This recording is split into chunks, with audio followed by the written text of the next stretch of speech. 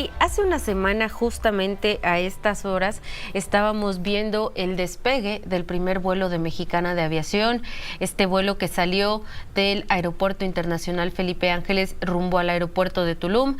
Ya sabemos lo que pasó con ese primer vuelo, tuvo ahí un inconveniente por la neblina, tuvieron que aterrizar en Mérida, después tuvieron algunos retrasos para el regreso, pero así comenzó Mexicana de Aviación, visto que ese día también tuvieron un vuelo a Ciudad Victoria, Tamaulipas, al día siguiente un vuelo hacia Mazatlán, y así se desarrolló la primera semana de esta aerolínea del estado. Y justamente para hacer un balance, un análisis de lo que ha sido esta primera semana de Mexicana de Aviación, está en la línea Carlos Torres, él es experto en aviación. Carlos, pues de entrada, ¿cómo ves tú este arranque de Mexicana de Aviación? ¿Qué implica para la aeronáutica mexicana, para el turismo mexicano, para las comunicaciones, pues la puesta en marcha de esta aerolínea? ¿Qué tal? Un gusto saludarte. Feliz año, Sofía Lourdes. Pues como dices, hace una semana justamente comenzó operaciones Mexicana de Aviación, la nueva Mexicana de Aviación. Y te diría que en primer momento, pues siempre que haya más opciones para los usuarios, creo que eso es una buena noticia. Y también es buena noticia en el sentido de que haya pues una competencia adicional en el tema de los precios de las tarifas de avión, sobre todo considerando pues que el año pasado hubo distintas modificaciones a las tarifas de uso de aeropuertos, tanto por los grupos aeroportuarios, por el propio aeropuerto de la Ciudad de México. Te diría que en principio eso, junto con la inauguración de nuevos aeropuertos, siempre es una buena noticia.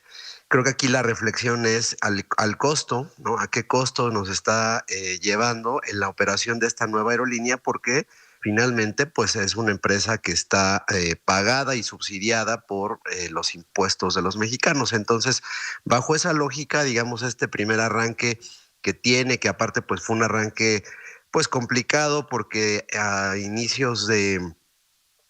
mediados del año pasado, el presidente pues había anunciado una serie de rutas con una flota de 10 aviones, y el inicio pues fue un tanto atropellado bajo la lógica de que pues de las 10 aeronaves solo 4 fueron finalmente las que se consiguieron. 2, recordarás, arrendadas a la aerolínea regional TAR, que tiene 50 posiciones para pasajeros, es decir, son aviones pequeños, y las otras 2 aeronaves, al no haberlas podido encontrar en el mercado, digamos, de arrendamiento internacional, pues tuvieron que echar mano de las aeronaves de la Fuerza Aérea Mexicana, que son estos 2 aviones Boeing 737-800, y eso pues ha implicado que de las 14 rutas que han estado anunciadas en la página de internet de Mexicana de Aviación, pues no tienen el suficiente número de frecuencias a la semana. Es decir, hay vuelos o hay destinos donde sí hay vuelos diarios, y hay otros destinos donde solamente está un vuelo por semana, y a eso es a lo que me refiero, en el sentido de que estos 4 aviones pues en realidad no dan la suficiente capacidad para poder ofertar pues de una manera mucho más amplia al mercado mexicano. Has escuchado seguramente pues muchas quejas respecto de las condiciones de competencia de las otras aerolíneas que ya operan en el mercado. Sin lugar a dudas, si nos ponemos muy estrictos en ese sentido, pues sí, habría, digamos, un conflicto de alguna manera de interés al ser la aerolínea propiedad del gobierno, y también el gobierno ser dueño, en este caso, del aeropuerto Felipe Ángeles. Entonces, esas condiciones de competencia que han mencionado las aerolíneas comerciales que están volando, pues tienen sentido esta queja, pero lo que yo te diría que es que en la práctica, al ser en este momento 4 aeronaves con 14 destinos con frecuencias que ni siquiera son diarias, pues en realidad no es una oferta relevante, digamos, para el mercado. Carlos, ¿tienes una idea de cuántas personas están trasladando estos aviones, si están viajando al 100% de su capacidad, si se están vendiendo los boletos de estos vuelos, que bien dices, hay rutas que tienen una sola vez a la semana, pero sí los está comprando la gente?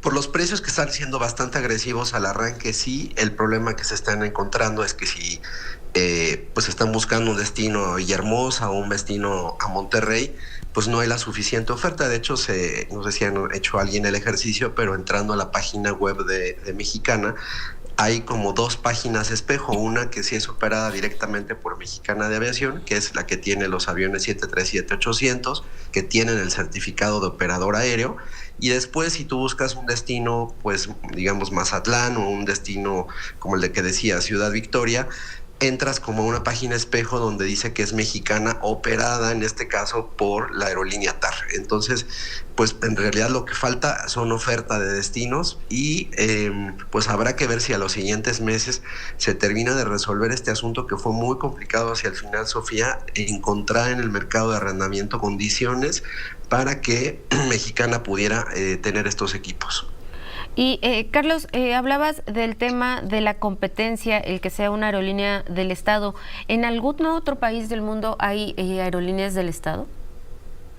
Sí, creo que es muy importante tu pregunta. Creo que el problema no es que haya una aerolínea propiedad del Estado. De hecho, las aerolíneas, por ejemplo, de Medio Oriente que todos conocemos, Emirates, Qatar o incluso Etihad, tienen una importante inversión de parte de los gobiernos y en Europa igual, sobre todo después del COVID. Tú recordarás también el caso de Lufthansa, que incluso fue rescatada por el gobierno alemán.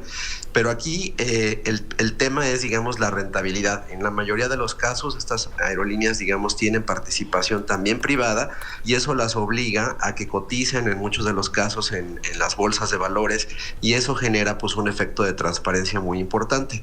Que aquí lamentablemente la reflexión que también hemos hecho es que este proyecto junto con otros proyectos del gobierno pues estará dentro del digamos de la empresa propiedad del Estado, la Maya Olmeca Mexica, y difícilmente sabremos si la aerolínea operará con rentabilidad.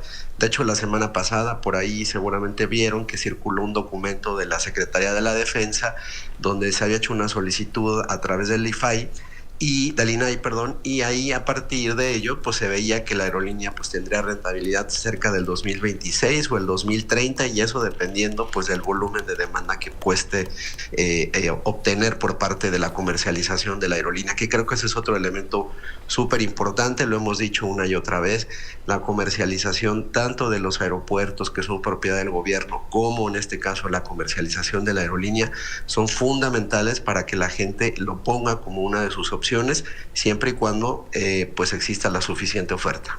Carlos, y ya por último una pregunta relacionada justo con la aviación, pero no con Mexicana de Aviación.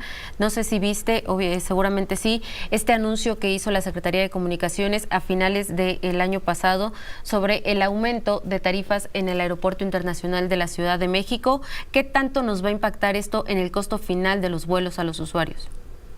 Pues sin duda, mira que es también una muy buena pregunta, Sofía. Lo que ha ocurrido, yo creo que haciendo un balance de todos los cambios que se hicieron en el 2023, incluyendo el Aeropuerto Internacional de la Ciudad de México, porque no fue el único, pues son costos que irán impactando definitivamente en el precio final de los boletos de avión, porque aunque los grupos aeroportuarios, por ejemplo, los concesionados, están cobrándole más a las aerolíneas, pues la aerolínea termina trasladando ese incremento en el precio final del boleto. En el caso particular del aeropuerto de la Ciudad de México, cada vez será mucho más caro volar desde ahí por dos razones muy sencillas. Una, sin lugar a dudas, es el precio, pero la otra también es el recorte de los slots que estaremos viendo si finalmente el gobierno lo aplica. Tú recordarás que eran 60 operaciones por hora. La última alternativa o propuesta que puso el gobierno sobre la mesa es recortarlo a 43, lo cual estás hablando de 17 slots menos por hora, que multiplicado, digamos, por el número de operaciones que tiene el aeropuerto, pues cada vez habrá menos oferta y al haber menos oferta, pues eso encarecerá el precio de los boletos de avión, tanto de los vuelos domésticos, pero también de los vuelos internacionales. Entonces, pues no es una buena noticia. Digamos, aparte de las condiciones que tiene el aeropuerto, ustedes lo han mencionado una y otra vez, que pues, son muy complicadas, ¿no? Muchísimas gracias, Carlos, por todo este análisis. Igualmente, muy feliz año y muy buenos días. Pausa, volvemos.